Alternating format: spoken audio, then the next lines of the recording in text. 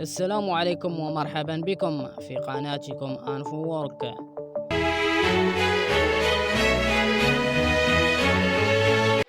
بعدما كان مقررا وصول بعثة المنتخب الوطني لكرة القدم يوم الاثنين 19 ديسمبر 2022، فقد تأجل وصول البعثة إلى يوم الغد الثلاثاء 20 ديسمبر 2022، وذلك لأسباب لوجستيكية وترتيبية. بغية استقبال الأسود استقبالا يليق بإنجاز الذي قدموه بكأس العالم بقطر، حيث ستحط الرحال طائرة الأسود في مطار الرباط وسلا، وستجوب حافلة مكشوفة على متنها أسود الأطلس بشوارع سلا والرباط وصولا للقصر الملكي بالرباط، حيث سيحظى أسود الأطلس باستقبالا ملكي حار، وسيختتم بتوشيح جميع أفراد البعثة المنتخب الوطني بأوسمة ملكية.